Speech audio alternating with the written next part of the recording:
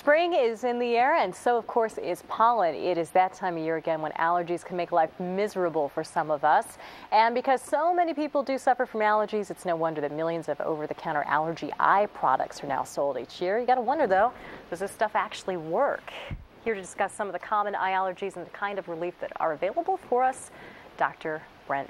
Thanks for joining us today. I got to tell you, I'm one of these people. I go nowhere without an inhaler these days, so I'm not surprised that the eye problems are bugging people as well. How do you tell if you have a cold, if you have allergies, or if you have another eye problem going on? Sometimes it's difficult, Deirdre. The problem with it is that some of the symptoms mimic one another. However, most people with seasonal allergies tend to have itching and burning and redness and mucousy discharge, and it's more common in the springtime. So if you have the whole potpourri of really attractive qualities Yes. that you just described, that might be something that you have happening. Yes, that's right. Is it okay to go ahead and take some of these over-the-counter things first before you make an eye appointment? It is, and in fact about 41 million over-the-counter bottles of eye drops are purchased each year just in the United States alone, as compared to about 4 million of these prescription type eye drops. So most people try the over-the-counters first, and then if they don't work, they see their eye doctor. Well, we like to treat ourselves first. Of course, absolutely, I understand. Now, once we do go into an expert such as yourself, what are the things that you notice right away as being the real signs that it is an allergy?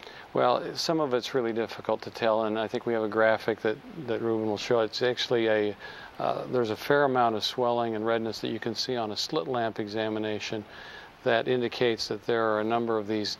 This is what represents a mast cell. There are thousands of mast cells. That's it. So this is what we're looking at. We're looking at that under part underneath the cornea where all the redness is. It looks like, you look down in there, it looks like red lumpy tapioca pudding. Looks like someone was out late last night. It does, it does. And I'm not a tapioca pudding fan, obviously, but that's what it looks like. Right.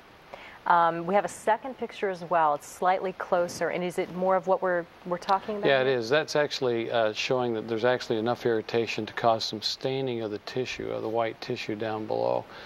And that's more common when you see massive amounts of histamine release. And what I've done is I've put a bunch of marbles in an acrylic container. This represents really a mast cell. The white part of your eye is just chock full of these mast cells. And whenever the allergen contacts them, they release all these histamine granules, which are represented by these green marbles. And that's what causes the irritation, the swelling, the itching.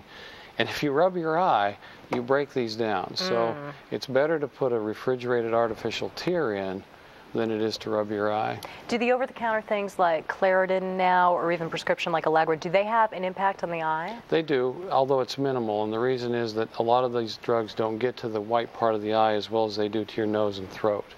And so sometimes you need those for your nose and throat and your breathing, but the medication, either the prescription stuff or the non-prescription, seems to be very helpful for your eye. So many people have had the laser surgery these days. Do those people notice different symptoms with the allergies than people who have not had it? Usually not. Usually not. Although some of those people in the first part of their post-operative recovery have a little bit of increased dryness, and that makes them a little more susceptible to allergy if they live in this valley, which is kind of the allergy capital of the United States. It is a beautiful place, but boy, it is hell to live in this time of year. It is beautiful. So difficult.